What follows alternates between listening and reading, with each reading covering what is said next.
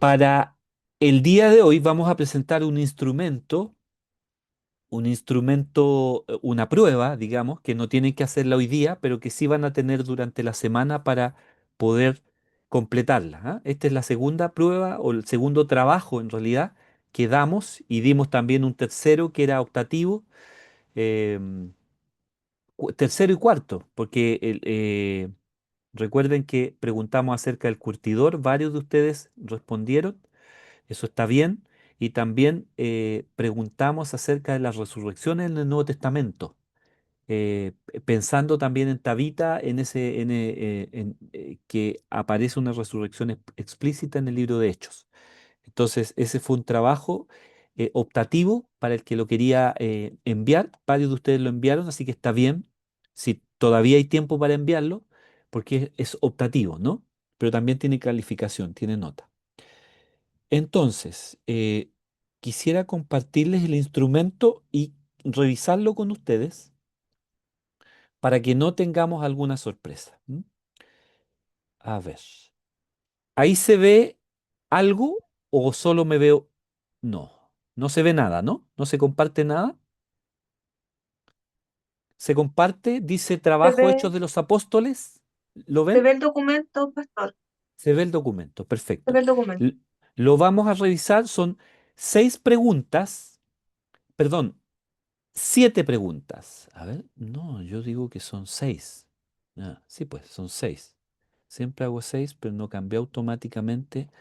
Ahí eso es 1, 2, 3, 4, 5 en vez de 5. Perfecto. Y 6. Muy bien. Ahí sí. Ahí sí que sí. Ahí lo pude modificar el PDF. Perfecto. La pregunta uno dice, el historiador Colin Helmer identifica 84 hechos comprobados histórica y arqueológicamente. Entonces ustedes tienen que colocar verdadero o falso. Nada más. ¿Está bien? La pregunta 2 dice, de acuerdo a lo estudiado en clases, el vocablo iglesia o eclesía en griego, no puse los caracteres griegos, pero se translitera eclesía, iglesia, ¿sí? Aparece 23 veces en el libro de Hechos, mientras que en los evangelios aparece solo 3, verdadero o falso. ¿Mm? En el libro de Hechos, desde el capítulo 1 hasta el 10 aparece el apóstol Pedro y desde el capítulo 13 hasta el 28 aparece el apóstol Pablo. ¿Verdadero o falso? ¿Mm? El 4, la pregunta 4. Las fechas aproximadas en que se mueve el libro de Hechos es desde el año 30 después de Cristo hasta el 60 después de Cristo. ¿Verdadero o falso?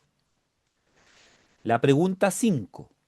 De acuerdo al método 30-60, la primera comunidad es en el año 30, el texto es Hechos 22, 42 al 47, Poncio Pilato era el procurador de Judea y Calígula el emperador del Imperio Romano.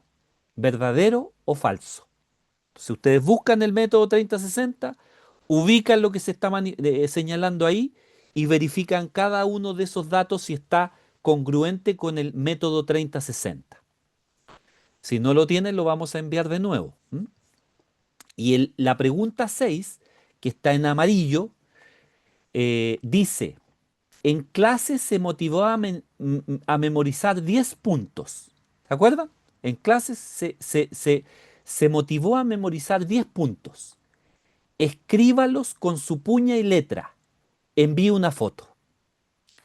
Yo les decía el primer semestre a los estudiantes de libros poéticos que esto pareciera como un trabajo de niños, como eso, copiar, hacer una copia, etcétera, etcétera. Y yo también les decía que de la importancia para el cerebro que es volver a utilizar el sistema de copia. Y ahí les menciono algo que esto les va a servir, les prometo que les va a servir para la vida. Esta doctora que se llama Bárbara Ocklein, que hace poco estuvo en Chile, hace muy poquito, doctora en ingeniería y ganadora del premio McGraw-Hill, conocido como el Nobel de Educación por sus estudios acerca de cómo nuestro cerebro aprende nuevos conocimientos, señaló, miren lo que señaló, cuando se toman apuntes a mano, se escribe, se toma apunte, la información se procesa cognitivamente por el cerebro antes de que la mano la plasme en el papel. Por lo tanto, es más fácil que las ideas se integren en nuestro aprendizaje. ¿Ok? Considérenlo. Y yo les comentaba que un método de estudio que yo todavía utilizo es que todos los cuadernos de mis hijos que van dejando, porque no ocupan tantas hojas, y francamente me da pena botar esos cuadernos, sobre todo pensando que son hechos de árboles. No todos son reciclados. Entonces, yo les saco las hojas utilizadas, dejo las siguientes y antes de botar el cuaderno, trato de utilizarlo completo. Es como una disciplina que tengo. Entonces yo creo que tengo unos 20, entonces tengo que llenarlos. Eso significa que tengo que hacer copias. Copiar, hago distintos métodos. En este momento estoy estudiando, para que ustedes sepan. Repaso mis estudios de griego siempre, siempre. Segundo, también de latín, siempre. Tercero, escribo textos completos del Nuevo Testamento de un lugar a otro. Cuarto, me estoy memorizando el libro de Hechos. Todo lo que yo les invito a ustedes lo estoy intentando hacer para ser coherente con lo que les estoy enseñando. Y luego escribo patrones. Antes de eso, entonces, ocupo mis cuadernos y luego los foto. Esa es mi disciplina. Entonces, los motivo a ustedes a que se disciplinen, a que memoricen, a que utilicen también las copias, esas copias que les hacían hacer a los niños o a nosotros mismos cuando éramos chicos, esas copias háganlas ustedes también. Ya la doctora ahí, Oakley, señaló la importancia de volver a utilizar eh, la escritura. Y ella, aún más, si a alguno le interesa, yo se lo puedo compartir. Ella escribió, a ver si lo tengo por aquí, ¿por qué escribir a mano podría salvarnos de perder nuestra inteligencia? De una conferencia en Chile. ¿Por qué escribir a mano podría salvarnos de perder la inteligencia? Y da un ejemplo, no tiene nada que ver con hechos, pero sí tiene que ver, porque lo estoy motivando a memorizar, a estudiar, a pasar copias, etcétera. Y en la pregunta 6 hay que escribir. Eh, Da un ejemplo de Finlandia, Finlandia es un país que tiene una de las educaciones más altas de todo el mundo, con Japón y otras culturas avanzadas. Entonces, eh, dice que es- se encontró con que incluso las enfermeras, cuando recetan a sus pacientes, eh, a ver si encuentro textualmente lo que dice, para no alejarme. Ahí está. Según me han contado, en Finlandia, cuando los estudiantes de enfermería tienen que calcular la dosis de un medicamento, ocupan una calculadora, dice ella. Ponen, por ejemplo, 10 por 10. Imagínense, 10 por 10, ¿qué? ¿Cuánto es? 100. ¿Eh? Pero como ya no está la memorización, y este es un caso real que ella descubrió en sus investigaciones, y ella apunta, si escriben erróneamente un número, en vez de 100 podría salir 1000. El problema es que nada en ellos dice esto está mal y con esta dosis podrían matar a un paciente.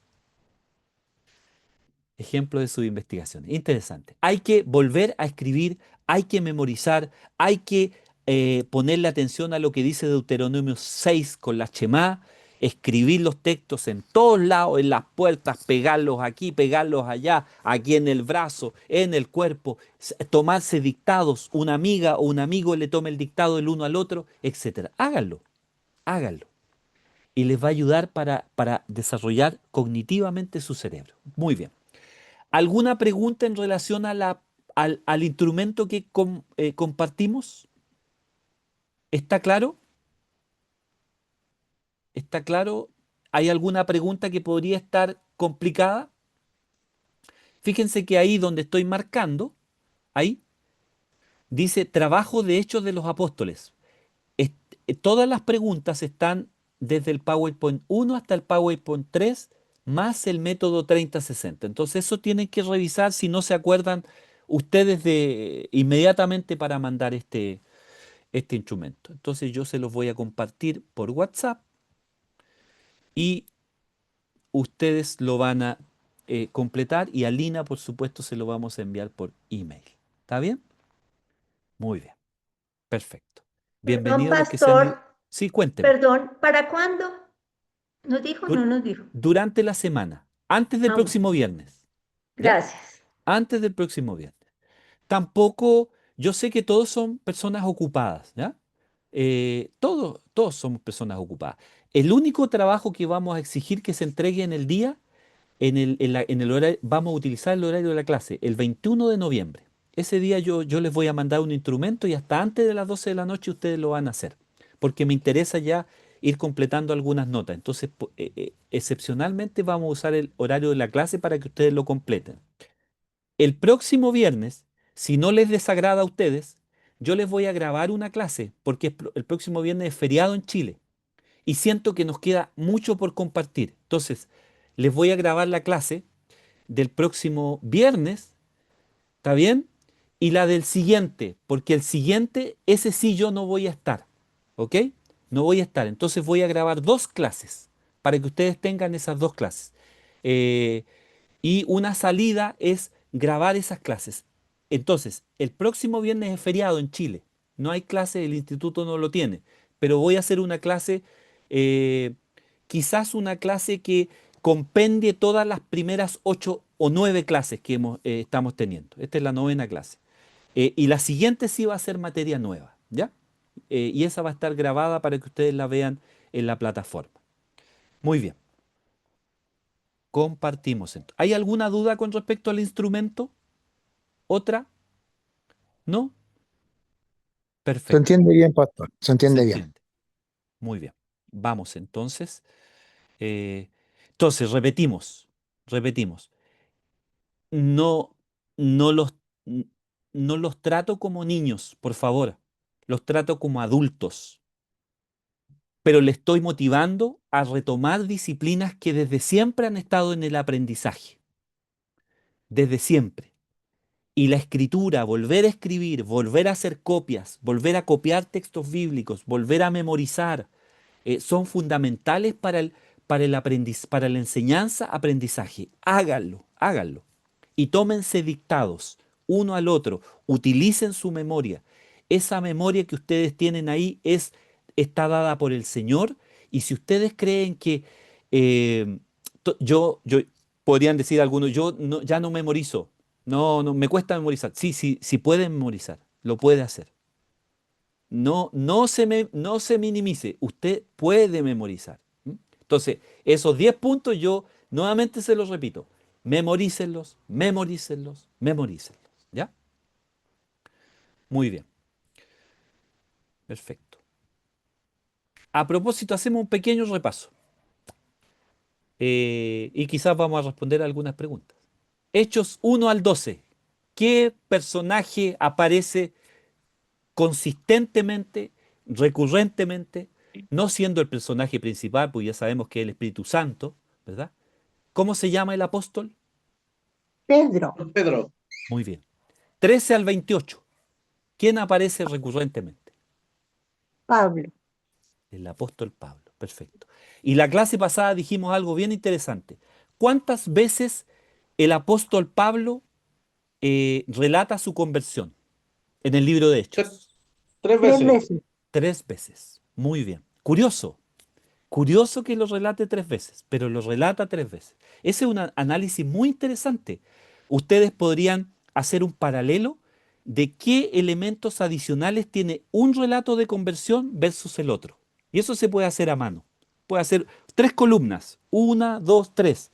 Relato de conversión de Hechos capítulo 8, 26 y 27, 28. Los 3 relatos que aparecen. Perfecto. ¿En qué lugares se movió la iglesia? ¿Desde qué lugares y termina en dónde? ¿Dónde comienza? ¿En qué ciudad? Jerusalén, Jerusalén, Jerusalén. ¿Y dónde termina el libro de Hechos relatando la iglesia? Roma. En Roma. Y Roma sería lo último de la tierra conocido, ¿verdad? Hasta Sí. lo último de la tierra. Jerusalén, Judea, Samaria y hasta lo último de la tierra. ¿Cuántos habitantes tenía Jerusalén en tiempos de Jesús? 80.000. 80.000, como San Fernando, 10 veces más chico que Cúcuta, 800.000, 80.000, para la Lina que vive en Colombia. Y lo puede asociar con una regla mnemotécnica. 10 veces más chico que Cúcuta, perfecto, 80.000. ¿Y cuántos tenía Palestina en tiempos de Jesús? 1.000.000 o 1.200.000. 1.200.000. Entre 1 y 1.200.000. Y la semana pasada dijimos, Tarso, Pablo decía, Saulo de Tarso, la pequeñita, la ínfima, la casi insignificante. ¿Cuántos habitantes tenía Tarso en tiempos de Jesús? ¿Se acuerdan? Eso está más complejo. 400, 450. Entre 400, exactamente, entre 450.000 habitantes. No era menor mm, para los tiempos de Jesús. Y no solamente eso, Pablo se educó en una de las 3 grandes ciudades de la antigüedad, una de las 3 grandes ciudades de la antigüedad. Y Pablo era, otra pregunta a lo mejor genérica y vinculada al estudio de los hechos de los apóstoles y por supuesto al Nuevo Testamento, ustedes como estudiantes del Nuevo Testamento, ¿qué grupos religiosos existían en tiempos de Jesús? ¿Se Eh, acuerdan? Mencionamos uno, que mm, era, Pablo era de un grupo fariseos, religioso. ¿Perdón, Liz?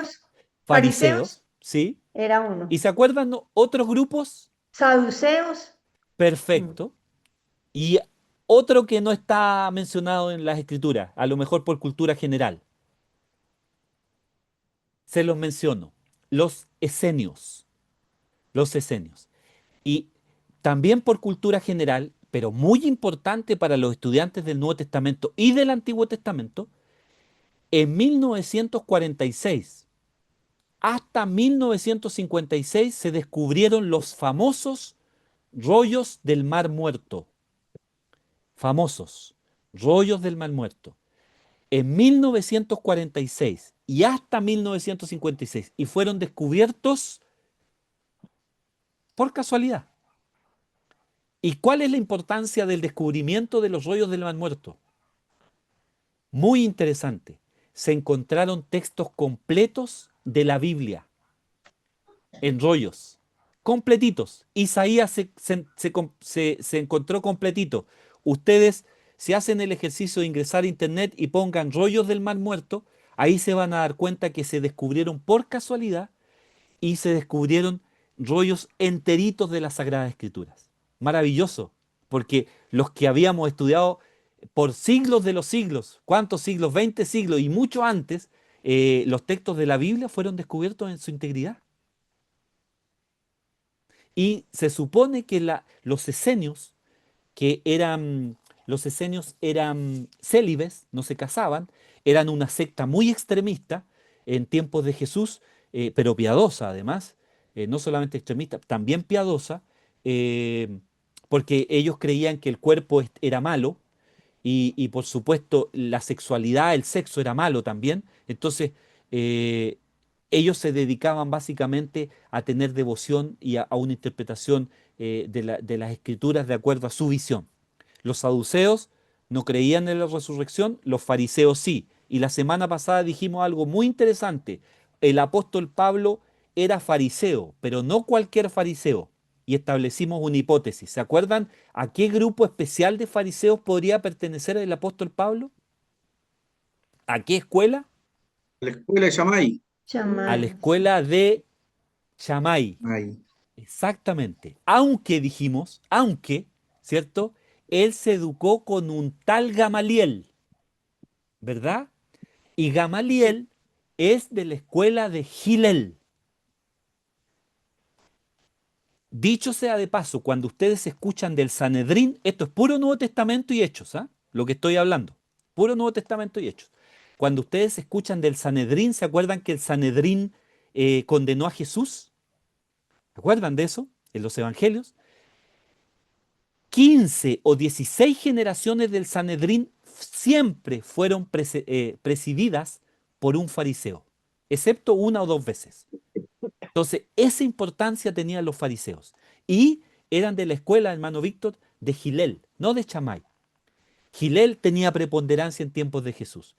Pero dijimos que Pablo, adherimos a los estudios de Tom Wright, un gran biblista del Nuevo Testamento, que dice que en realidad Pablo es fariseo de la escuela de Chamay, debido a que los de Chamay eran personas extremadamente celosos. ¿De acuerdo? Y Pablo dice explícitamente que él era muy celoso. La escuela de Gilel jamás hubiese tolerado que consentir en la muerte de otros. Y Pablo sí consintió en la muerte de otros. Acuérdense Hechos capítulo 6 y la muerte de Esteban cuando lo apedrearon. ¿Se acuerdan? Entonces, eh, él, si bien es cierto, se educó con un maestro de la escuela de Gilel, se educó con un maestro de la escuela de Gilel, uno no necesariamente está de acuerdo con su maestro, pero sí aprende de ellos, ¿verdad? Es como ustedes. El profesor, está interesante lo que enseña, aprendo de lo que enseña, rescato lo que enseña, pero no todo lo que ha dicho me ha gustado tanto. No estoy de acuerdo con sus juicios de valor, por ejemplo, o no estoy de acuerdo con su forma de entender el Evangelio. Pero de que sí aprendo de él, sí estoy aprendiendo. Bueno, así lo explica Tom Wright. ¿M?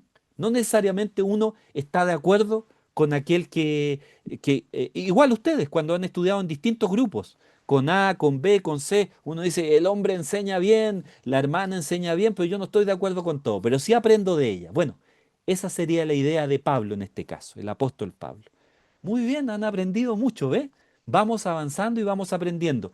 Cómo se va expandiendo el libro de Hechos, la iglesia del Nuevo Testamento, cómo avanza desde Jerusalén y hasta lo último de la tierra, cómo el apóstol Pablo comparte, ¿verdad? Su testimonio lo ha compartido 3 veces y decíamos la semana pasada la importancia de compartir el testimonio con todos, entre moros y cristianos. El testimonio es lo que uno ha vivido, simplemente lo que uno ha vivido.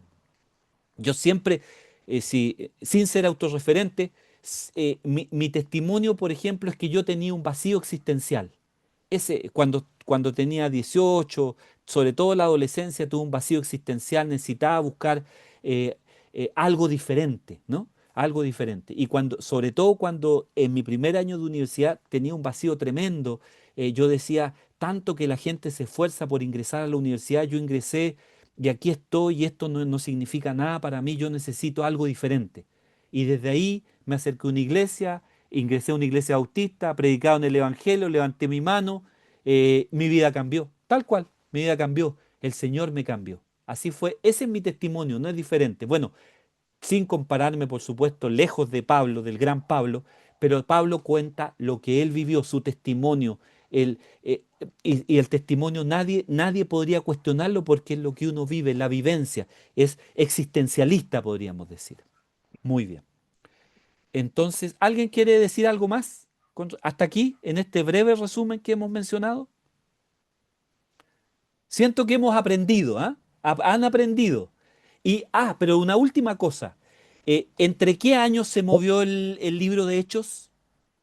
30-60. 30, 60. Muy bien, Pablo. Claro que sí, Pastor, pues una entre 30 y consulta. 60. Dígame, Pablo. Es una consulta, a lo mejor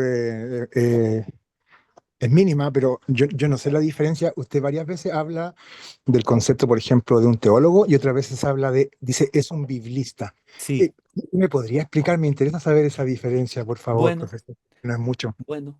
Claro, por ejemplo, eh, bueno, un biblista estudia la Biblia, ¿no? Estudia ciencias bíblicas, profundiza la Biblia, lo que nosotros estamos estudiando acá. Ustedes podrían ser biblistas y son biblistas al estudiar la Biblia. No podrían, son biblistas al estudiar la Biblia, ¿no? Pero la teología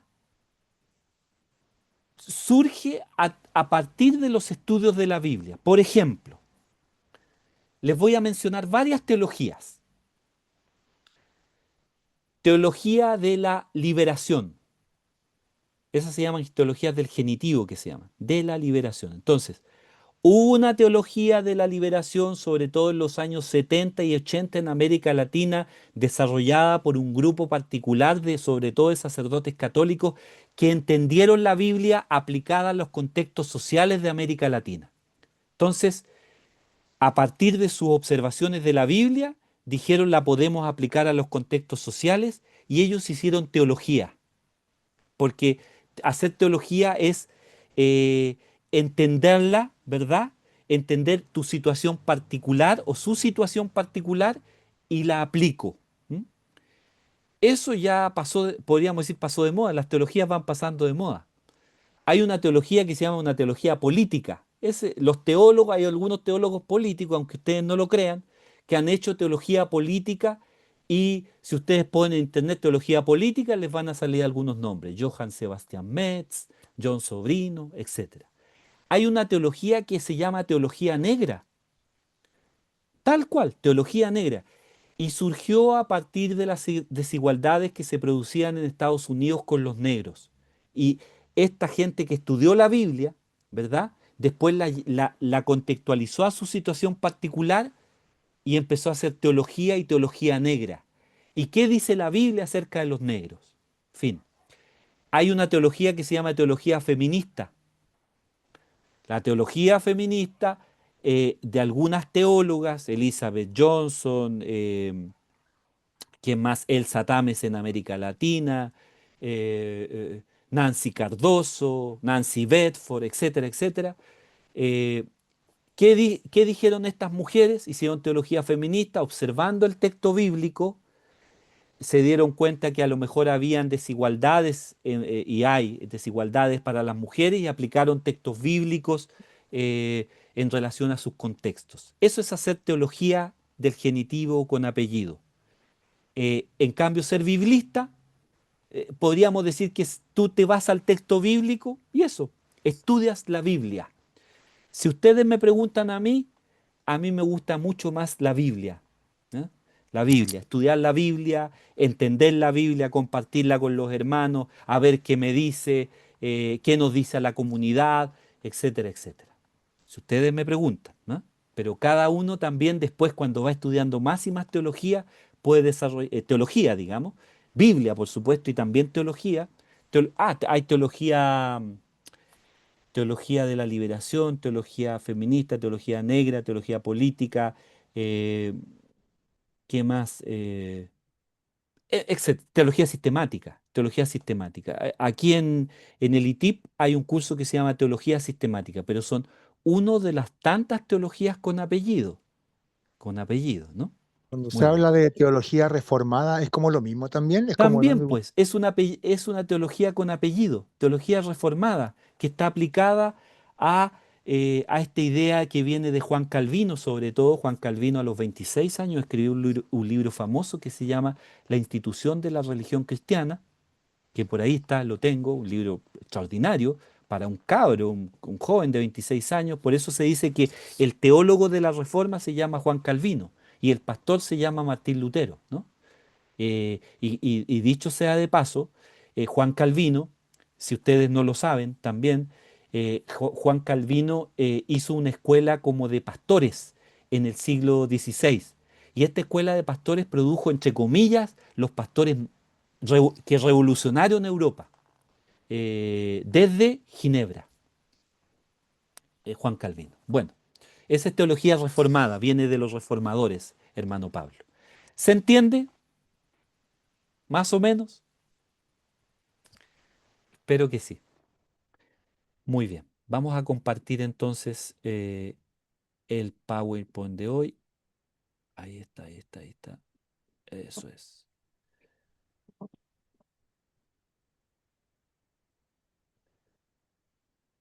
Tu. ¿Ahí se ve el PowerPoint? Díganme porque ya no los veo. ¿Sí o no? Se ve. Se ve. Muy bien. La semana pasada nos metimos al apóstol Pablo, porque el apóstol Pablo empieza a aparecer a partir del capítulo 13, full, ¿cierto? Tenía algo que decirles al respecto, sí. Es curioso el libro de Hechos, solamente lectura y observación. Desde el capítulo 6 hasta antes del capítulo 9 aparece no el nombre de Pablo, sino aparece el nombre de Saulo. Y Saulo viene, si no lo sabían, como estamos aprendiendo, Saulo viene de Saúl, es un nombre hebreo. ¿Y por qué se les ocurre que era importante ese nombre para el apóstol Pablo, el nombre Saulo, que viene de Saúl? A ver si los estudiosos del Nuevo Testamento lo pueden vincular. ¿Por qué De- Saulo, que viene de Saúl, podría ser interesante? Pastor, de pronto, no sé, se me ocurre que de pronto fuera de la misma tribu que era Saúl. Perfecto, Sí. perfecto. De la Saúl, tribu de el, pri- Benjamín. el primer rey de Israel, el primer monarca, venía, como ustedes bien saben y son estudiosos de las Sagradas Escrituras, venía de la tribu de Benjamín, creo. Benjamín. Benjamín. Exactamente, exactamente. Pero ahí viene la curiosidad. A partir del capítulo 13, ya en el libro de Hechos y en todo el Nuevo Testamento, no aparece más el nombre de Saulo, sino que Mm, aparece solamente el nombre de Pablo. sí. Acuérdense cómo saluda Pablo a las iglesias. Pablo, apóstol de Jesucristo. ¿Se acuerdan? ¿Cierto? No dice Saulo, dice Pablo. Bueno, en la conversión uno asume, uno entiende que incluso cambió su identidad, su nombre, su nuevo nacimiento. El hombre nació de nuevo, ¿no? En su conversión. Y ahora ya es Pablo. Pablo, el gran apóstol Pablo. Muy bien. Volvemos entonces.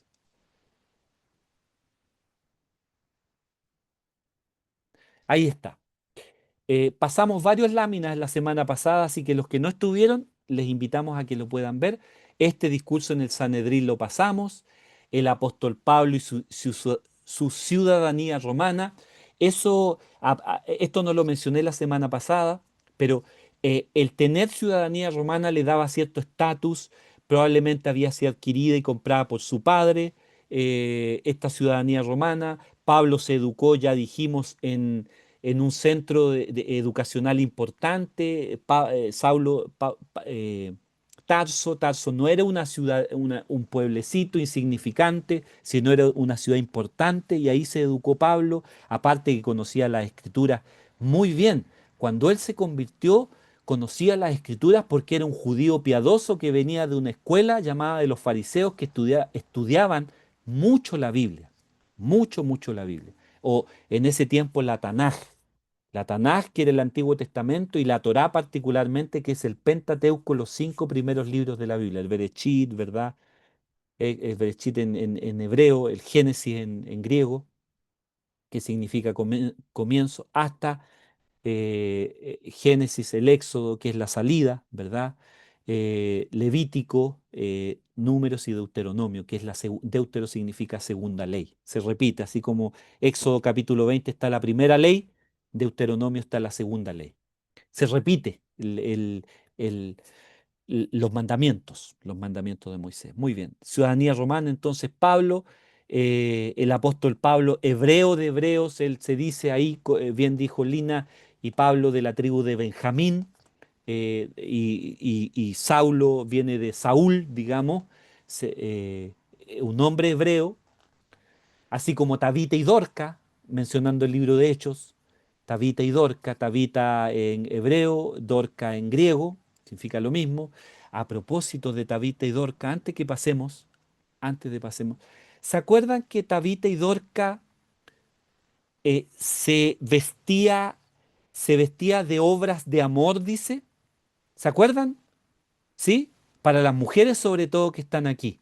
Entonces, era obras piadosas, dice, en algunas versiones, obras de caridad, ¿verdad? Obras de amor. Busqué el griego, atención para las mujeres que están acá.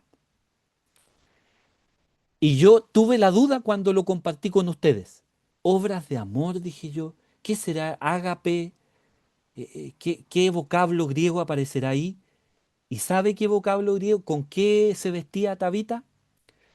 Con limosnas. Era una mujer, la palabra no es caridad, sino que son limosnas. Era una mujer que daba y daba a los más necesitados. Y lo que se usaba en la antigüedad para dar a los más necesitados se le daban limosnas. Así como Juan capítulo 5 en la piscina de Betesda, donde se reunían los paralíticos y los joglos, los, los joglos en griego, pero los desechados, los parias, eh, y, y esperaban que pasara algo en la piscina para ser sanados, pero también esperaban una limosna, así como aparece en varios libros del Nuevo Testamento. Esta mujer, Tabita o Dorca, se vestía con obras de limosna para los demás. Entonces, está bonita esa idea para las mujeres, para las hermanas y también, por supuesto, para los hermanos.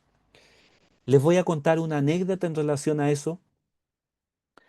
Había un amigo, tengo un amigo, no lo voy a cuestionar, pero sí voy a mencionar la situación. Entonces, por ejemplo, cuando alguien pedía algo en la calle eh, o en cualquier lado, él decía, no, yo doy mi dinero en lugares donde yo sé que mi dinero se va a utilizar bien. Siempre decía lo mismo.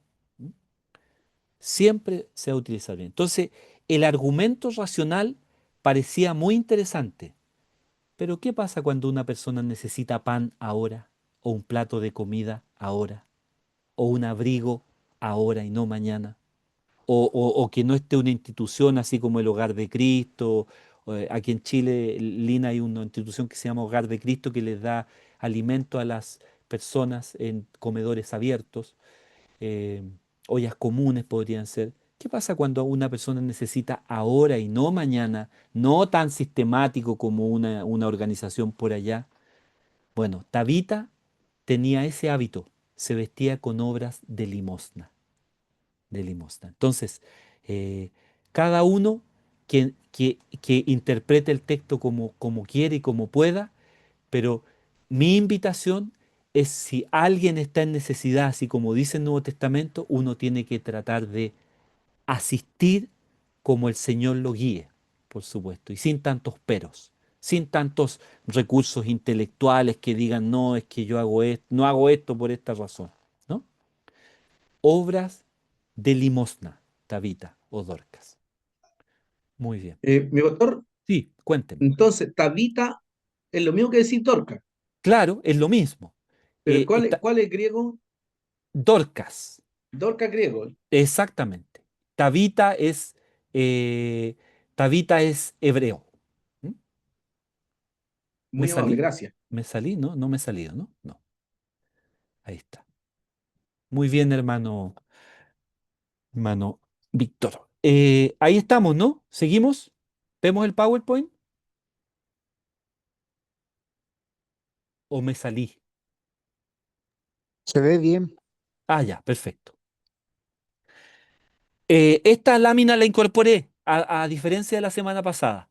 El apóstol Pablo de Tarso, y ahí les doy algunos datitos que no los vamos a leer, ustedes los pueden leer. ¿M? De Tarso y su educación, la educación de Tarso. Un poquito de la educación, sí. Se dice que Pablo, y es muy congruente con lo que aparece en el Nuevo Testamento, eh, Pablo conocía muy bien la traducción al griego de las escrituras hebreas. ¿Cómo se llama la traducción griega de las escrituras hebreas? Septuaginta. Acepto a quinta. La Septuaginta. O la versión de los 70, L en griego es 50, X es 10 y X es 10. Muy bien. La cita casi 90 veces, Pablo, sin contar las numerosas alusiones a las mismas que aparecen en sus escritos sagrados, ¿no? Entonces, la calidad de la educación secular de Pablo no solo se manifiesta en el dominio de la lengua griega, también se trasluce en el modo en que organizaba el contenido de sus epístolas.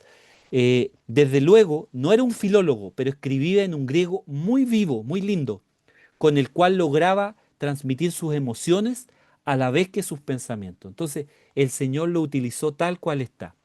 Atención, no se tiene la certeza de en qué año nació el apóstol Pablo, pero se dice, todos los estudios invitan a pensar que Pablo nació entre el año 4 y el año 7 después de Cristo.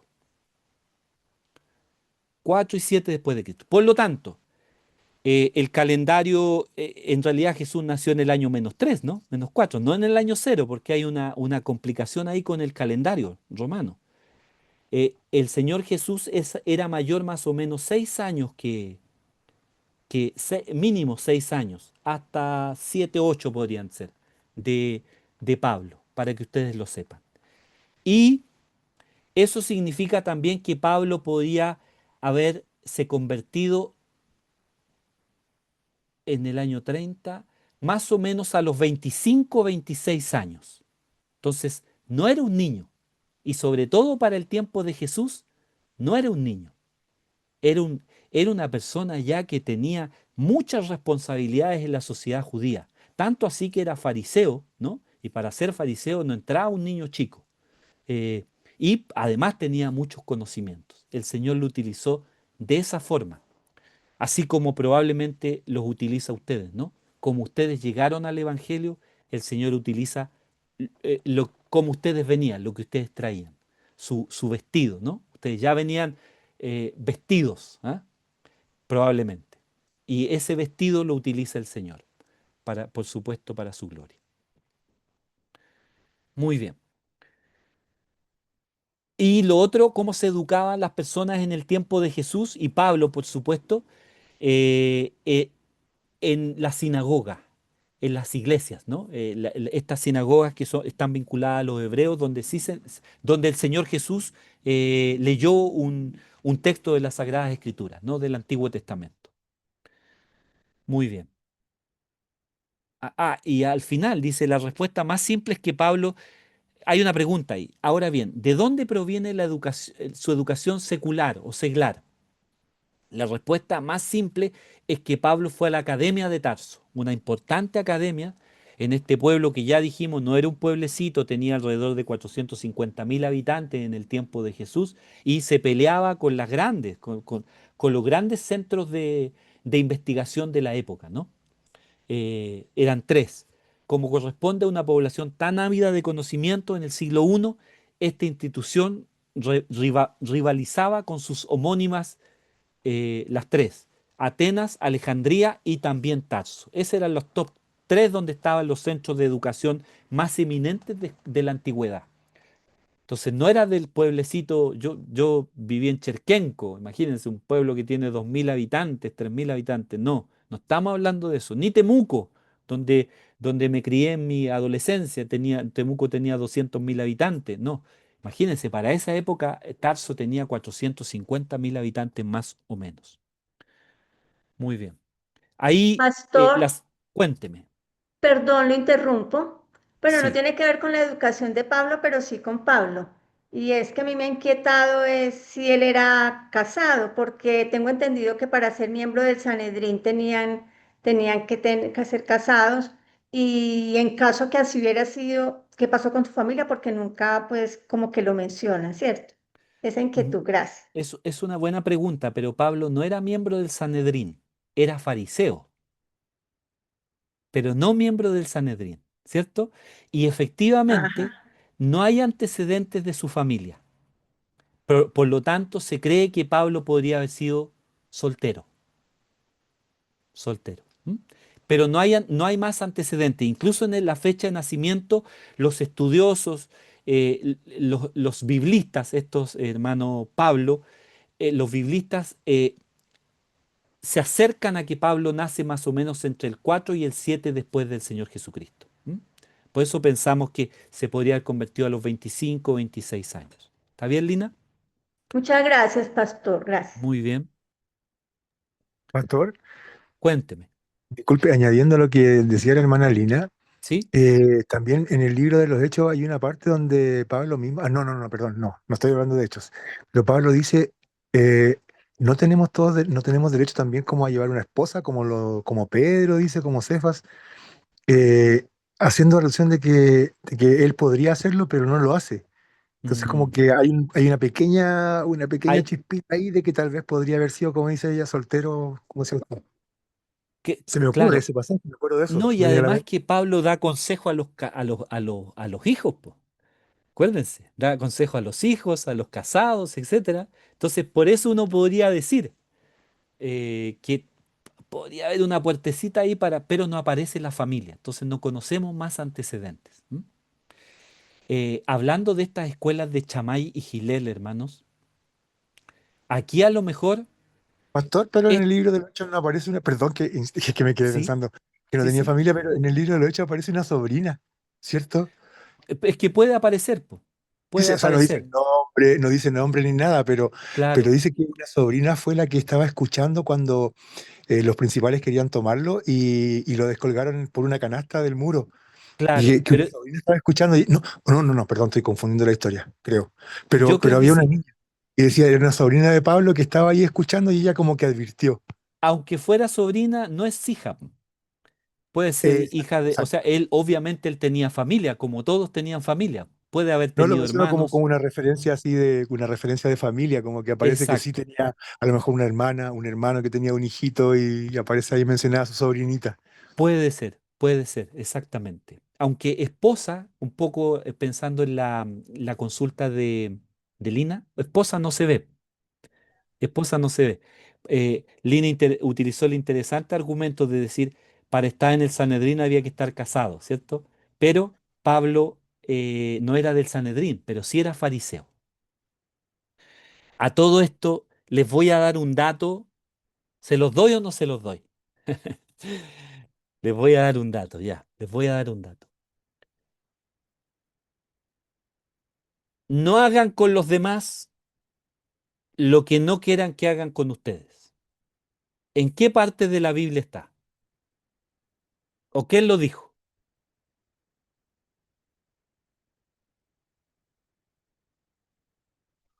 ¿O cómo se llama esa regla? La regla de oro, Ya. Bien. Ariel, no hagan con los demás. ¿Quién lo dijo? El Señor Jesús.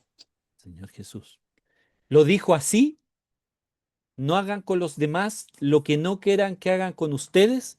O lo dijo, haced con los demás como quieran que hagan con ustedes. ¿Cómo lo dijo? la segunda, Como la segunda. La segunda. Muy bien. Fíjense que la frase maravillosa, no hagan con los demás, no hagan con los demás, como no quieran que hagan con ustedes, se le atribuye al fariseo Gilel. ¿Lo habían escuchado? ¿Ya? Y si Buen dato. ustedes tienen una Biblia católica,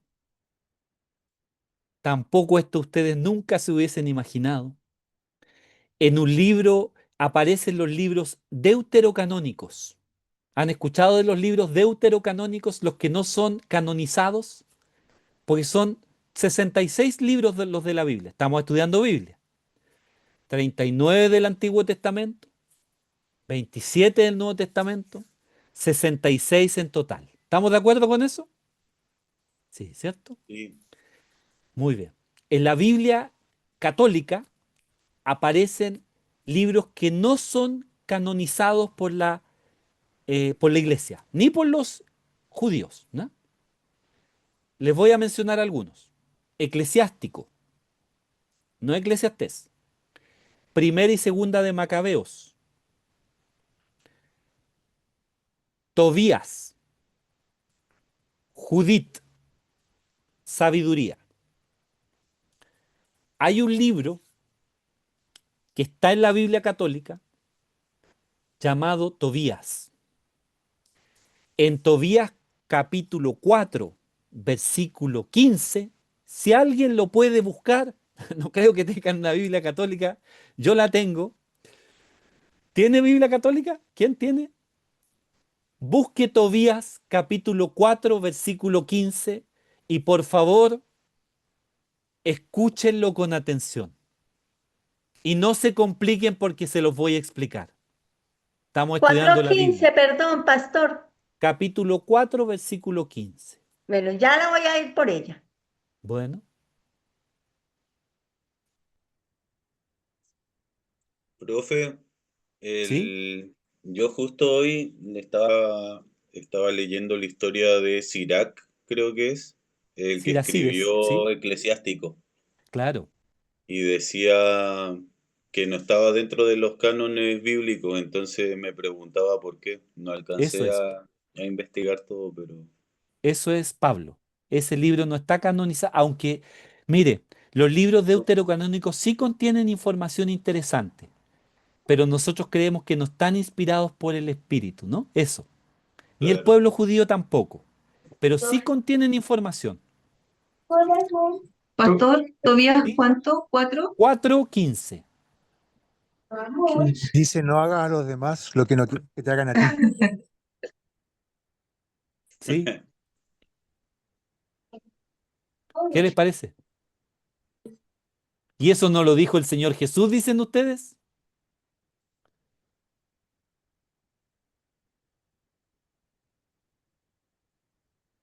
Bueno, qué interesante, ¿no? Es que Pastor y pueden servir Tobías, como sabiduría cultural de, no sé, pues, de los judíos. Sí, claro, son libros, el Entonces, Eclesiástico, un libro de sabiduría también, Pablo, el sí, Eclesiástico, es un lindo libro. Y ese capítulo 4 de Tobías, bueno, aquí no estamos diciendo que está inspirado, estamos diciendo que es claro. interesante lo que dice, ¿no? Ujú, Y ese capítulo 4 versículo 15 dice, entre otras cosas, porque es más larguito el versículo, dice, no hagas con los demás lo que no quieras que hagan contigo. ¿Sí, Jorge? ¿Así dice? Te lo leo porque sale un poco más. Dice, Dígamelo, porque dice un muéstrate poco más. correcto, cuidando cada uno de tus actos. No hagas a nadie lo que no quieres para ti. Bebe Eso. vino con prudencia para que no hagas de la embriaguez la compañera de tu vida.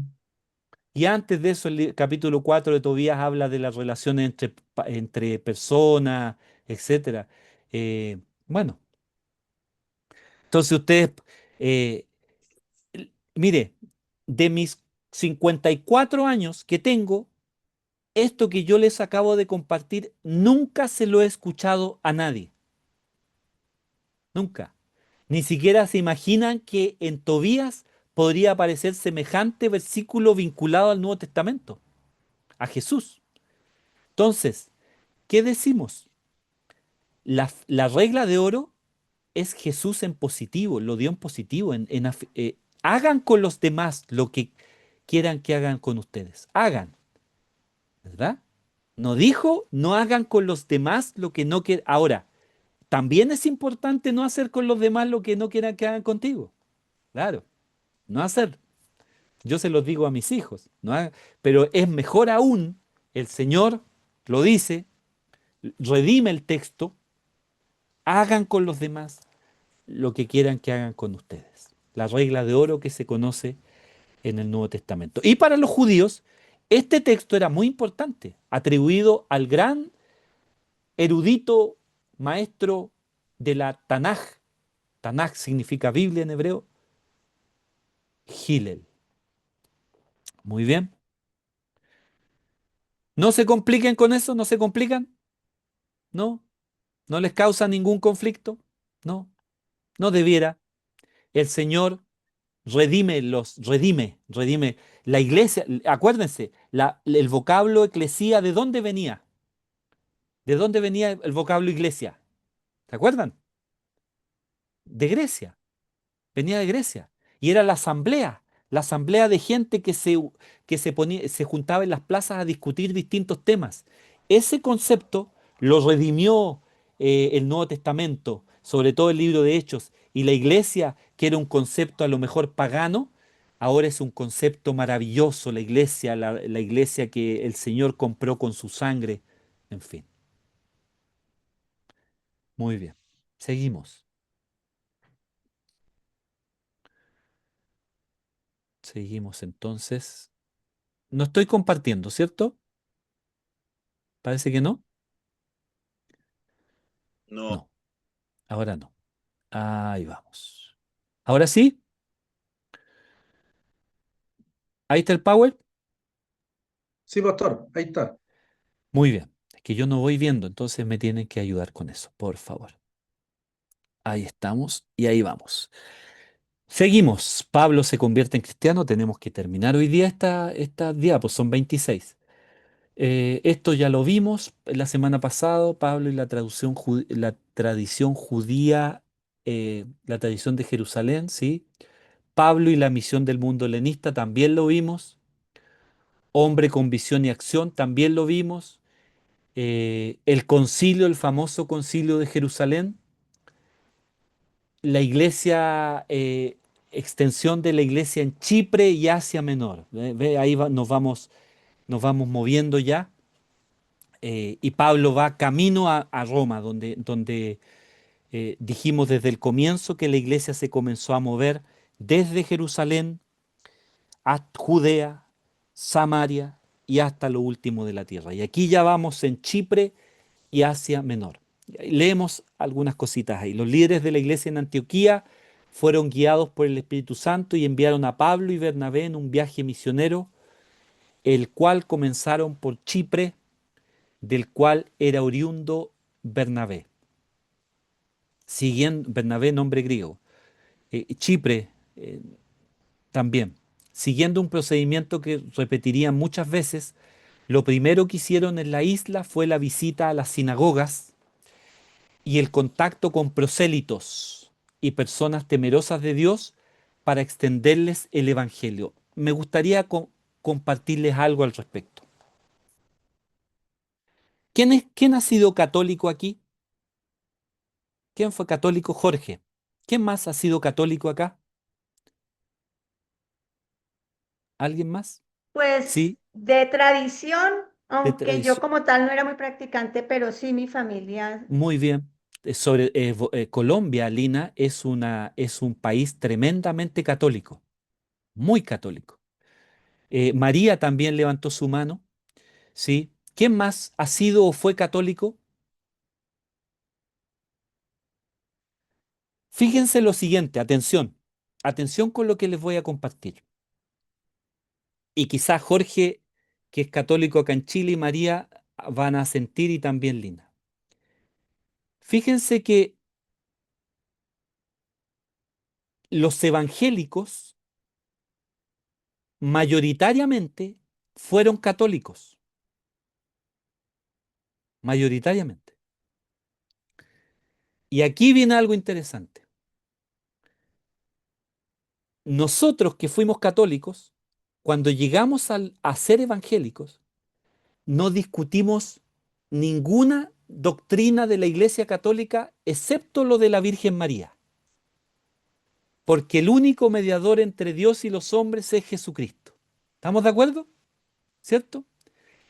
Pero yo les pregunto, ¿discutimos la Trinidad? No. ¿Discutimos que Jesucristo es el Hijo de Dios? No. ¿Discutimos que Jesús nació de María Virgen? No. ¿Discutimos que el Señor ascendió al cielo? No. ¿Discutimos que el Señor fue resucitado? No. ¿Que murió por nuestros pecados? No. Todas nuestras enseñanzas básicas de Chile, pueblo entre comillas cristiano y de Latinoamérica, no se discuten y pasan sopladas y lo único que cambia fundamentalmente es que Jesucristo es el único mediador entre Dios y los hombres. Jesucristo es nuestro Salvador. yo Interesante. lo que pienso es que los protestantes también somos de la Iglesia Universal o Católica, solo que no somos romanos. Exactamente, por supuesto. Estoy de acuerdo, Pablo. Claro, estoy de acuerdo. No somos romanos, ¿no? Claro. Sí. Entonces, fíjense lo que hace haciendo el símil con Pablo y Bernabé. ¿Dónde fue Pablo y Bernabé? ¿A dónde les fue a compartir esta noticia que tenían este evangelio, esta buena nueva? Dice que fueron Siguiendo un procedimiento que repetiría muchas veces, lo primero que hicieron en la isla fue la visita a las sinagogas y el contacto con prosélitos y personas temerosas de Dios. No había que ni siquiera enseñarles nada de la Tanaj o de que el Señor es el creador de los cielos y de la tierra, pero sí había que mostrarles al Mesías, a Jesucristo, para extenderles el Evangelio. Entonces allí dice Pablo le predica al procónsul Sergio Paulo y parten rumbo norte-noroeste hacia Asia Menor, donde establecen iglesias en varias ciudades de diferentes contextos, tales como Perges, Frigia, Iconio, etc. A todo esto, no sé si les conté la experiencia, esta es una experiencia de cómo nacen las iglesias, cómo nacen, porque a lo mejor ustedes han llegado a iglesias ya establecidas. ¿Les conté la historia de la iglesia bautista de Gorbea? Perdón, de Purén. Parece que no. Ya. Hay un pueblecito llamado Purén en la 9ª región que hoy día tiene una iglesia bautista. Y les cuento la historia. Cuando nosotros con mi esposa Nadia estábamos recién casados, llegaron a nuestra casa una chica que participaba de una iglesia bautista, pero también participaba de un movimiento que se llamaba Un Techo para Chile, que trabajaba con personas que necesitaban hogar, que vivían en situación de calle y necesitaban hogar. Y nos dijo, ¿saben? En Purén hay un grupo que se está trabajando para obtener casa y es una obra social y sería interesante que la tome un grupo cristiano. Y yo soy bautista, dijo. Y me gustaría traspasarle esta idea a ustedes. Perfecto. Y yo no la tomé tanto, y la tomó mi esposa. Y luego a nosotros nos invitaron, y ella formó un grupo de la Unión de Jóvenes, de los jóvenes, y empezaron a asistir cada 15 días, todo el año, a Purén. Y no iban solamente a trabajar sus necesidades básicas como vivienda, sino también a compartirles el Evangelio. Y empezaron y se entusiasmaron. Y eran chicos de 17, 18, 25, 23, etcétera, años. Luego yo fui pastor de esa iglesia en Temuco, el Redentor Bautista, y ya se sistematizó el trabajo y ya se empezó a ir siempre a esa comunidad. Y tanto así que cuando nosotros de Temuco nos vinimos a Santiago, ese grupo continuó, pero ya había empezado como una misión cristiana. Y empezó. ¿Cómo empezó una iglesia? Empezó con alguien que compartió algo nada que ver, que era ir a compartir una necesidad básica a un pueblo. Luego se juntaron un grupo de jóvenes, empezaron a asistir regularmente. Aparte empezaron a compartir el evangelio, a hacer grupo con mujeres, con niños, etcétera, a actividades para ellos. Luego a compartirle una reflexión bíblica. Luego a pensar en un lugar donde reunirse. Se reunían en la sede social en Purén, hasta que hoy día tienen su templo y una iglesia establecida y un pastor. ¿Cómo nació? ¿Cómo eso? El Señor acompañó ese trabajo. Entonces, no, a veces, si el Señor les guía a hacer algo así y está cerca en la mano, no sabe en qué va a terminar. Puede terminar en una linda iglesia que el Señor la tiene preparada. Solo compartiendo el Evangelio, agrupándose con otros y haciendo un trabajo que estaba en este caso vinculado a un área social, que era un techo para Chile. Y que más encima era católico, ni siquiera era evangélico. Estaba financiado por los católicos, pero ellos estaban dejando el trabajo y lo querían dejar en manos de gente responsable. Muy bien. Así nacen las iglesias. Así nacen las misiones también. Entonces, allí Pablo le predica al procónsul Sergio Paulo y parten rumbo norte al noroeste hacia Asia Menor. Muy bien. Todo este periplo es conocido como el primer viaje misionero de Pablo. En las Biblias de ustedes, al final, en muchas Biblias, no en todas, pero en Biblias más o menos ni siquiera de estudio, aparecen atrás los viajes misioneros de Pablo. Ustedes que están estudiando el libro de Hechos, yo les invito a que puedan visualizar eh, esos mapas que son muy interesantes, cómo se extendió el Evangelio y cómo Pablo, que aparece en este capítulo 13, que ya no es más Saulo, desde el 6 hasta el 8 final, es Saulo, pero después en el Nuevo Testamento solo Pablo empieza a compartir el Evangelio, como ya dijimos delante, eh, contando su testimonio en 3 ocasiones en el libro de Hechos, que por lo demás muy curioso. Muy bien. Ahí está, eso lo vimos. Ahí vamos. El problema gentil, pero nos faltan los problemas. Hechos capítulo 15, versículo 1 al 35, de acuerdo al método 30-60, o a los que ustedes se acuerden de los 10 puntos que invitamos a memorizar. ¿Qué pasó en Hechos capítulo 15? ¿Se acuerdan? ¿Qué pasó en Hechos capítulo 15? El concilio de Jerusalén. El concilio de Jerusalén, que se conoce como el primer concilio de la iglesia, ¿no? El concilio de Jerusalén, exactamente. Y ahí, vaya problemón que había, y había que abordarlo. Como, como se abordan las cosas, cómo se abordan las cosas. Para los que trabajan en iglesias aquí, en la, aprovecho de decirles enseguida eso, los problemas hay que abordarlos de una, hay que abordarlos. Les voy a contar una experiencia acerca de cómo abordar problemas. Entonces, nosotros cuando estábamos internos en el seminario acá en Santiago, Bautista, en Miguel Claro, eh, el rector era el viejito Óscar Pereira. Entonces había cualquier problema, o sea, en realidad no sabíamos todavía los que habíamos llegado ahí. Y de repente empezaba el rumor, dice, todos a la capilla, ya, toda la capilla, toda la capilla. Salían los muchachos solteros, los casados, los externos, etcétera, toda la capilla, sentados en la capilla. Y aparecía el profesor Pastor Pereira y contaba que estaba sucediendo tal problema y lo contaba, no le daba ninguna vuelta. Llegaba y lo tiraba. Punto. Por ejemplo, el estudiante tanto, está sucediendo algo con el estudiante tanto y nosotros queremos mencionar que estas cuestiones no se hacen. Punto. Ahí estaba. Opiniones, listo.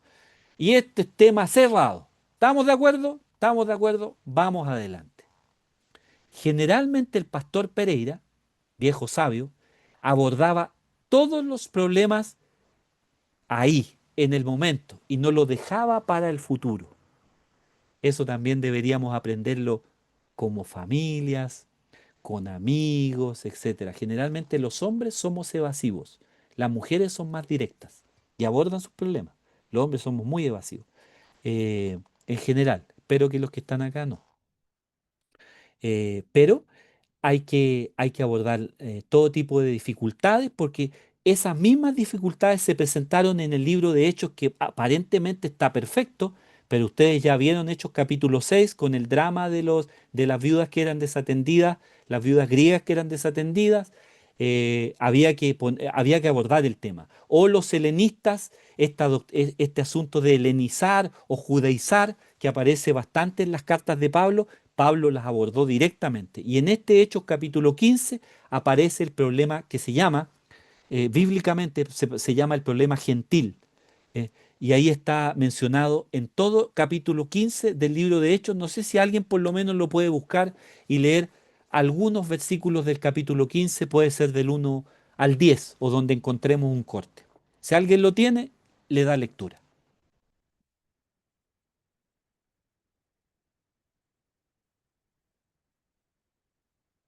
Aquí lo tengo, profe. Vamos. ¿Empiezo del 1? ¿Sí? Ya. Algunos que habían llegado a Judea, perdón, de Judea a Antioquía se pusieron a enseñar a los hermanos. A menos que ustedes se circunciden, conforme a la tradición de Moisés, no pueden ser salvos. Esto provocó un altercado y un serio debate de Pablo y Bernabé con ellos. Entonces se decidió que Pablo y Bernabé y algunos otros creyentes subieran a Jerusalén para tratar este asunto con los apóstoles y los ancianos. Enviados por la iglesia, al pasar por Fenicia y Samaria, contaron cómo se habían convertido los gentiles. Estas noticias llenaron de alegría a todos los creyentes. Al llegar a Jerusalén fueron muy bien recibidos tanto por la iglesia como por los apóstoles y los ancianos a quienes informaron de todo lo que Dios había hecho por medio de ellos. Entonces intervinieron algunos creyentes que pertenecían a la secta de los fariseos y afirmaron: es necesario circuncidar a los gentiles y exigirles que obedezcan la ley de Moisés. Los apóstoles y los ancianos se reunieron para examinar este asunto. Después de una larga discusión, Pedro tomó la palabra. Hermanos, ustedes saben que desde un principio Dios me escogió de entre ustedes para que por mi boca los gentiles oyeran el mensaje del Evangelio y creyeran. Dios, que conoce el corazón humano, mostró que los aceptaba, dándoles el Espíritu Santo, lo mismo que a nosotros. Sin hacer distinción alguna entre nosotros y ellos, purificó sus corazones por la fe. Entonces, ¿por qué tratan ahora de provocar a Dios poniendo sobre el cuello de sus discípulos un yugo que ni nosotros ni nuestros antepasados hemos podido soportar? No puede ser. Más bien, como ellos, creemos que somos salvos por la gracia de nuestro Señor Jesús. Toda la asamblea guardó silencio para escuchar a Bernabé y a Pablo, que les contaron las señales y prodigios que Dios había hecho por medio de ellos entre los gentiles. Cuando terminaron, Jacobo tomó la palabra y dijo: Hermanos, escúchenme. Simón nos ha expuesto cómo Dios desde el principio tuvo a bien escoger de entre los gentiles un pueblo para honra de su nombre. Con esto concuerdan las palabras de los profetas, tal como está escrito: Después de esto volveré y reedificaré la choza caída de David. Reedificaré sus ruinas y la restauraré, para que busque al Señor el resto de la humanidad, todas las naciones que llevan mi nombre. Así dice el Señor, que hace estas cosas conocidas desde tiempos antiguos. Por lo tanto, yo considero que debemos dejar de ponerles trabas a los gentiles que se convierten a Dios. Más bien debemos escribirles que se abstengan de lo contaminado por los ídolos, de la inmoralidad sexual, de la carne de animales estrangulados y de sangre. En efecto, desde tiempos antiguos, Moisés siempre ha tenido en cada ciudad quien lo predique y lo lea en las sinagogas todos los sábados. Entonces los apóstoles y los ancianos, de común acuerdo con toda la iglesia, decidieron escoger a algunos de ellos y enviarlos a Antioquía con Pablo y Bernabé. Escogieron a Judas, llamado Barsabás, y a Silas, que tenían buena reputación entre los hermanos. Con ellos mandaron la siguiente carta: Los apóstoles y los ancianos, a nuestros hermanos gentiles en Antioquía, Siria y Cilicia, saludos. Nos hemos enterado de que algunos de los nuestros, sin nuestra autorización, los han inquietado a ustedes, alarmándoles con lo que les han dicho. Así que de común acuerdo hemos decidido escoger a algunos hombres y enviarlos a ustedes con nuestros queridos hermanos Pablo y Bernabé, quienes han arriesgado su vida por el nombre de nuestro Señor Jesucristo. Por tanto, les enviamos a Judas y a Silas para que les confirmen personalmente lo que les escribimos. Nos pareció bien al Espíritu Santo y a nosotros no imponerles a ustedes ninguna carga, aparte de los siguientes requisitos: abstenerse de lo sacrificado a los ídolos, de sangre, de la carne de animales estrangulados y de la inmoralidad sexual. Bien harán ustedes si evitan estas cosas, con nuestros mejores deseos. Una vez despedidos, ellos bajaron a Antioquía, donde reunieron a la congregación y entregaron la carta. Los creyentes la leyeron y se alegraron por su mensaje alentador. Judas y Silas, que también eran profetas, hablaron extensamente para animarlos y fortalecerlos. Después de pasar algún tiempo allí, los hermanos los despidieron en paz, para que regresaran a quienes los habían enviado. Pablo y Bernabé permanecieron en Antioquía, enseñando y anunciando la palabra del Señor en compañía de muchos otros. Perfecto, lo leyó completo el capítulo 15, ¿verdad? Maravilloso. Bien, gracias Luna. Em, ¿Se dan cuenta? Vamos a ver si les mando un análisis de lo que, de la conclusión de este concilio. ¿Se acuerdan cómo concluye el concilio? ¿Cuáles son los aspectos que había que dejar en claro que no tenían que sucederse en este grupo de gentiles? ¿Se acuerdan? ¿Cuáles son?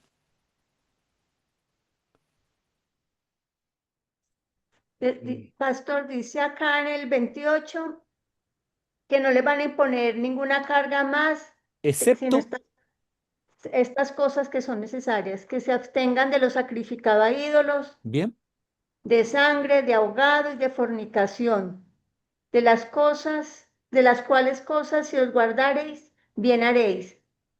sí, Eso. son tres, ¿no? Esta fue como la Esa, conclusión. exacto, esa es la conclusión. Eh, esa, podríamos decir, ese exégesis, ese análisis de lo que se les prohíbe a estos gentiles, se los voy a mandar en un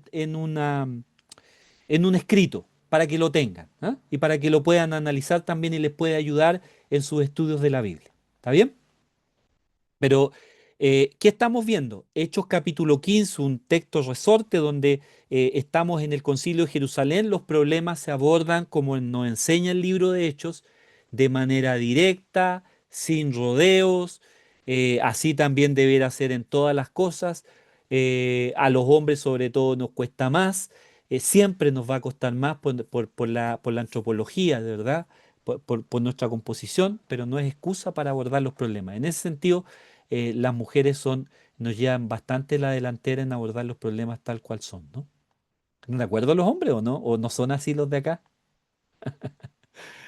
Ya, bueno, sí. ¿Marco o Luna quiere decir algo? Profe, no sé si lo explicó al comienzo que no estuve. eh, en el versículo 5 dice que, bueno, aquí dice que está la secta de los fariseos. Sí, Entonces no sé si esa palabra es como nueva nuestra, hay algo en la traducción ahí, o qué se quiso decir ahí. No entiendo bien. sí, está buena tu observación. Efectivamente, secta ha ido mutando en el entendimiento a través de los tiempos. Hoy día pareciera complejo escuchar secta, porque secta es, ¿qué es una secta? De acuerdo a lo que dicen, incluso el estudio de las sectas, si alguna vez ustedes tienen sectas, un grupo exclusivo y excluyente. Esa es una característica de una secta. Segunda característica, tiene un mesías, un líder que es un caudillo, ese líder que dice, en una secta te dice, apártate de tu familia, etcétera, etcétera, ¿no? Deja todo por nosotros, en fin.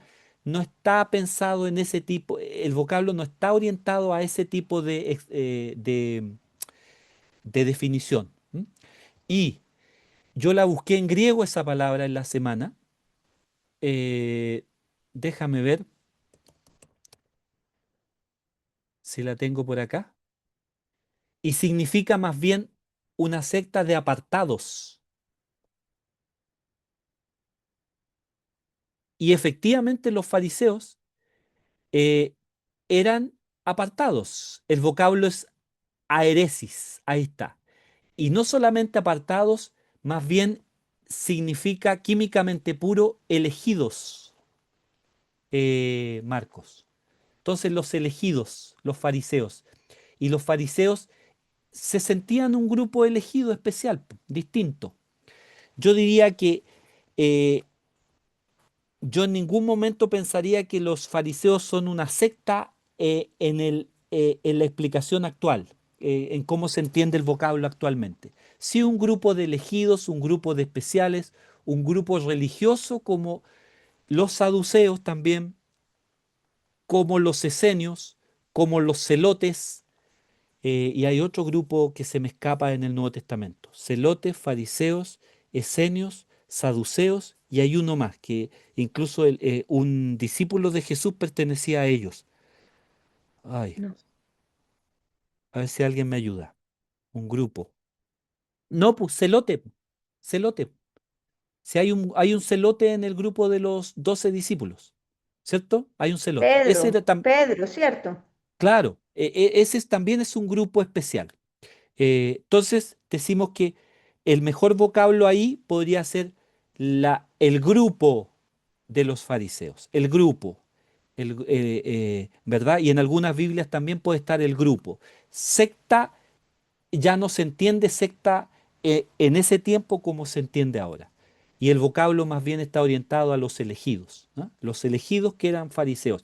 Los fariseos, dicho sea de paso, explicamos harto, Marco, tú no estuviste la semana pasada ni al principio de la clase, pero los fariseos, Pablo era fariseo, pero no cualquier fariseo. ¿Se acuerdan los que ya estudiamos de qué grupo era Pablo? ¿Qué tipo de fariseo? Chamaíta. De Chamay, ¿no? Y habían dos grupos de fariseos, los de la escuela de Chamay y los de la escuela de Gilel. Gamaliel, dijimos, el que enseñó a Pablo, era de Gilel, era de la escuela de Gilel. La escuela de Gilel es una escuela no tan estricta, no tan celosa. La escuela de Gilel, por ejemplo, dice te puedes separar, se puede divorciar por cualquier cosa. ¿Se acuerdan? Que ustedes seguramente lo han escuchado hasta porque se les quema la comida. Es más abierta, pero la escuela de Chamay es mucho más estricta, más celosa. Y por eso, Marco, dijimos que el apóstol Pablo, siguiendo lo que dice el biblista Tom Wright, era de la escuela de Chamay, una escuela mucho más celosa, porque en Hechos capítulo 6 dice que Pablo era muy celosa, y en Gálatas capítulo 1, del 15 en adelante, todo el capítulo 1 de Gálatas, que hay que leer lo interesante, dice que Pablo era muy celoso, incluso asentía cuando perseguían a los de la iglesia. Entonces no era cualquier fariseo. Dicho sea de paso, también lo dijimos, el Sanedrín, el grupo, este grupo de más de 70 personas que condenaron a Jesús, durante 15 o 16 generaciones, siempre un líder del Sanedrín era fariseo. Entonces era un grupo muy importante, excepto en dos ocasiones, más o menos, una o dos. ¿M? Eso lo enseñan algunos textos judíos. Muy bien. Vamos entonces. Vamos terminando. Pero la idea es terminar el PowerPoint. A ver, el problema gentil, ya sabemos cuál es el problema gentil, bien leído por Luna. Luego vamos de Antioquía a Filipo en estos viajes de Pablo, en Tesalónica, ¿verdad?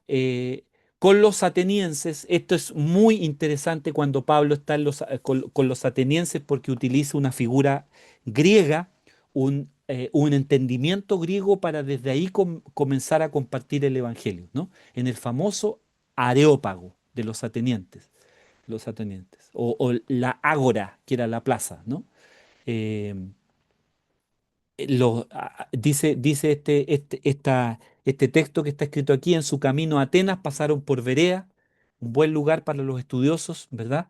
Donde fueron bien recibidos en la sinagoga local y predicaron el evangelio. Al parecer Silas se queda en la ciudad para confirmar a la nueva iglesia y Pablo sigue hasta Atenas. Pablo no desaprovecha ninguna oportunidad para exponer el evangelio y ante la gran religiosidad de la ciudad entabla un debate en el ágora, en la plaza. Ágora significa químicamente puro plaza, ¿no? Donde se discutían distintos temas por tradición de los griegos. Estamos hablando de Sócrates, Platón, los historiadores de la antigüedad. Entonces tiene una larga tradición en la ágora ateniense donde se discutían los temas y Pablo no encuentra nada mejor que meterse ahí mismo, en la boca de los leones, a compartir el Evangelio. No se achicaba para nada. Tenía al Espíritu Santo que lo acompañaba. Luego se reunió en el Areópago, donde pronuncia un discurso que no tiene el objetivo de ser un discurso teológico, más bien una exposición de las verdades básicas del cristianismo, partiendo de un contexto no judío. Muy bien, seguimos entonces. La iglesia de Dios en Corinto, íbamos a leer eso, pero no alcanzamos. Está en Hechos y también paralelamente está en Corintios 1, del 1 al 3. Luego en Éfeso, una puerta abierta y muchos adversarios. Difícil lo que le tocó vivir a Pablo. Hechos 19, 1 al 6. Ustedes por favor lean lo que está escrito ahí. Y adiós a Macedonia y Acaya, Hechos 20, 17 al 38. Última visita a Jerusalén, Hechos capítulo 21. Cesarea y la apelación a César, Hechos capítulo 25. Y Roma, por último, Hechos capítulo, todos los dos capítulos, 27 y 28, hablan de Pablo en Roma. ¿Por qué era importante mencionarles a Pablo como un personaje destacado en los Hechos del Espíritu Santo, porque del 1 al 12 es Pedro, del 13 al 28 es Pablo, ¿no? Pablo y el cristianismo en Roma, hay una iglesia en Roma, la carta a los romanos, una carta bien compleja, muy difícil.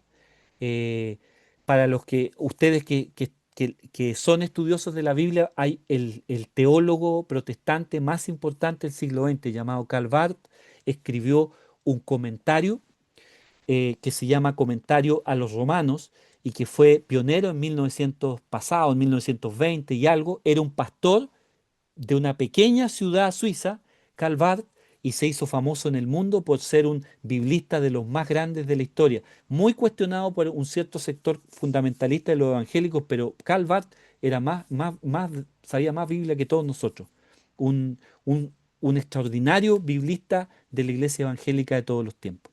Y él escribió un comentario famoso, comentario de los romanos, muy difícil, súper complicado en realidad. Nosotros lo tuvimos que leer en uno de las teologías y era muy difícil. Eh, yo- eh, el Calvar era un genio realmente, utilizado por el Señor. Se desconoce sobre los comienzos de la comunidad cristiana en Roma. Lo cierto es que cuando Pablo escribe su carta a los romanos ya existía en la ciudad varios grupos de cristianos que al parecer se habían convertido durante la predicación de Pedro en Jerusalén durante Pentecostés y habían regresado. Por un tiempo esta comunidad tuvo un equilibrio entre la cantidad de gentiles y judíos, pero esto terminó cuando el emperador Claudio expulsó de Roma a los judíos.